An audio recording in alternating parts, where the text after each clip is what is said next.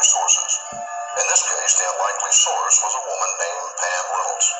A stunning array of scientific instruments and measurements were in place at the very moment of Pam Reynolds' death. The results were astonishing. At age 35, Pam was diagnosed with a life-threatening brain aneurysm. Her only hope was a very unusual operation. In order to fix the problem and to save her life, doctors would have to drain the blood out of Pam Reynolds' head. What's more, her body temperature would be lowered to 60 degrees. Her heartbeat and breathing would stop completely, and her brain waves would be flattened. Doctors who perform this intense procedure have nicknamed it standstill, because for all intents and purposes, Pam Reynolds would be dead. But what happened was so thoroughly unique and unexpected, Dr. Michael Sabin, a cardiologist and the author of Life and Death, made an extensive evaluation of the Pam Reynolds experience. The process of death, scientifically, now is known to be a process and not a point in time.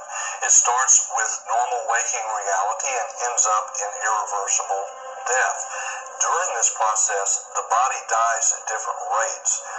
The problem we have as scientists and physicians is to determine when the brain is actually dead, i.e. when the person is actually dead. In the case of Pam Reynolds, one of the surgeon's main concerns was seizure activity, which could prove deadly during such a delicate procedure. To guard against this and other complications, Pam's brain and body were extensively instrumented and monitored, which makes what happened next even more intriguing. Pam told the doctor she left her body and became a spectator to what they were doing to her body. Later, she was able to describe people, procedures, and even medical instruments she could not possibly have seen. Pam Reynolds had a very deep near-death experience at the time that she had documented no brainwave activity, no brainstem activity, and actually the blood had been physically drained from her head at the time. So this eliminates the possibility that this was a seizure phenomenon, because during her experience, she had no seizure activity on the EEG. In addition, she had plugs in both of her ears, and so she could not have physically heard what was being discussed in the operating room during the surgical procedure, and she could recall the accurate discussions that were going on between the surgeons at the time that she was having her experience. Remember, every bodily reflex was being monitored. She was in a profoundly inactive state.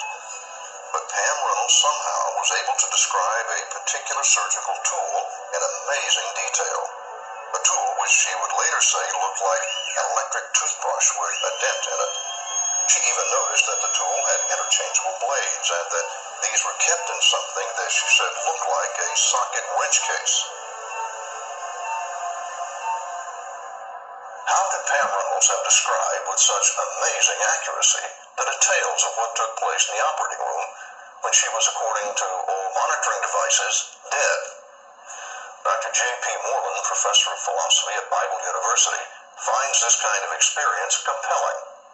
The most provocative evidence for heaven from near-death experiences seems to me to be cases where people come back from near-death experiences and they have information there's no way they could have had if they had just had a physical experience while on an operating table. For example, some people come back and they're able to recount conversations that their relatives have had 5 blocks away from the hospital. In other occasions, people have actually had experiences of objects on the hospital roof or somewhere else where when people go to investigate whether those experiences were real, they see the objects just as the people saw them. In other occasions, people have met dead relatives that died about the same time the person died in the near-death experience. And they came back and reported the death of a relative that no one there in the operating room knew about. Now, this provides pretty strong evidence that something more is going on than just a lack of oxygen to the brain.